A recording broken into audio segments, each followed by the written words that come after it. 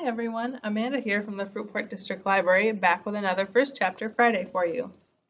Today I'm going to be reading a section from The Rest of Us Just Live Here by Patrick Ness, which is a kind of young adult dystopian book, but instead of being about the chosen ones, it's about the kids who are kind of just living in this society, and they aren't the chosen ones to save everyone.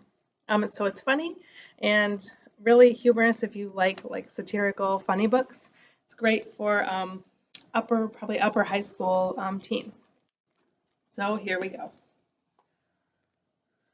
The wind picks up a little more. Terribly sorry, I imagine it saying. Apparently the wind is British, wondering how it got all the way over here. And Hannah has to snap her hand down on a page of an assignment that's threatening to fly away. Why do we even have paper anymore? Books, Jared says. Toilet paper, Mel says. Because paper is a thing, I say.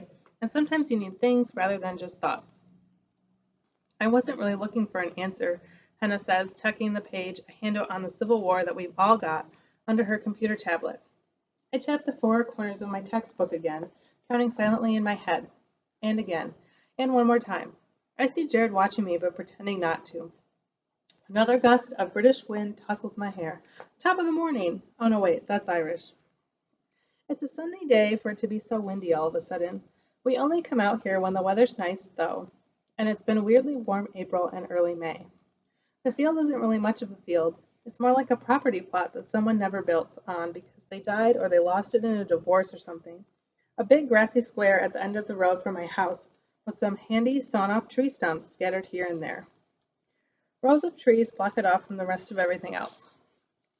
2. You'd have to make a point of coming back here to know about it, which nobody does, as we're so far out in the boonies that it's only actual super thick forest beyond it anyway.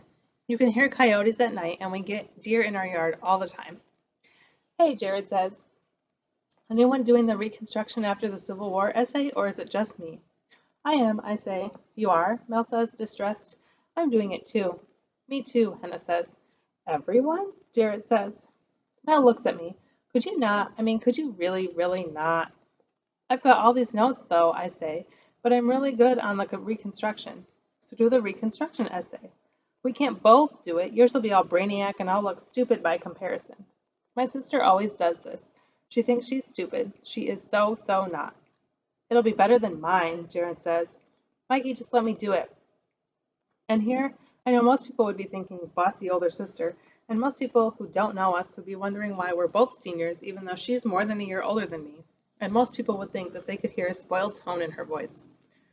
Most people would be wrong. She's not whining. She's asking, kind of nicely for her. And most people wouldn't see the fear in her eyes over this exam. But I can. Okay, I say, I'll do the causes of the Civil War. She nods her head in thanks. She turns to Hannah. Could you do causes too? Hey, Jared says, what about me? Seriously? Mel says to me. No, not seriously, he laughs.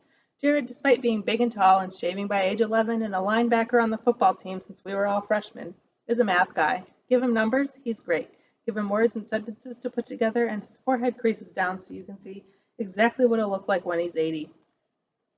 Mel, Hannah says, you gotta stop. Which is when one of the indie kids comes running out of the tree line, his old-timey jacket flying out behind him. He pushes his fashionably black-rimmed glasses on his nose and runs past about 20 feet from where we're all tumbled together. He doesn't see us. The indie kids never really see us, not when we're sitting next to them in class, just crosses the field and disappears into the opposite tree line, which we all know only leads to the deeper forest. There's a silent few seconds where we all exchange WTF glances, and then a young girl glowing with her own light comes running out of the woods from where the indie kid came. She doesn't see us either, though she's so bright we all have to shade our eyes, and she disappears into the second tree line too.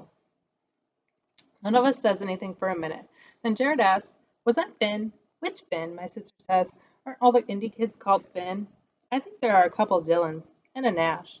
There are 2 Satchels, I know that. I say, a boy satchel and a girl satchel.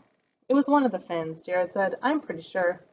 A pillar of blue light, bright enough to see even in the sunshine, shoots up suddenly from a point where the indie kid, I think Jared's right, it was one of the ones called Finn, and the glowing girl might have run. What are they doing now? Mel says. What was with the little girl? And the lights, I say. We better not blow up the high school again, Jared says. My cousin had to have his graduation ceremony in the parking lot. Do you think Nathan is an indie kid? Hannah asks, making Mel groan. The name could go either way, Jared says, watching the pillar grow. What kind of guy transfers to his new school 5 weeks before the end of his senior year? I ask, trying not to make it sound like anything, tapping the corners of my textbook again. The kind of guy that Hannah falls in love with, Mel says. Oh my God, I didn't say love, Hannah shouts. Mel grins. You sure seem to have a lot of passion about the subject, though, or is that just your stomach talking? The wind stops, all of a sudden. Light's gone, Jared says. The pillar of light has faded. We can't hear the sound of anyone running any more. We watch the woods, not sure what to expect. Then we all jump when my sister's laptop starts playing a song we like. It's an alarm she set. It means our parents have left our house for the evening to go visit our grandmother. It means it's safe to go home. So that's the end of the first chapter. I hope it sparked your interest with the indie kids and the what's going on in the world. If this is something you think you'd like to check out, give us a call. We'll place a hold on it for you, and you can come pick it up. That's all I have for today. Thank you, and have a great weekend.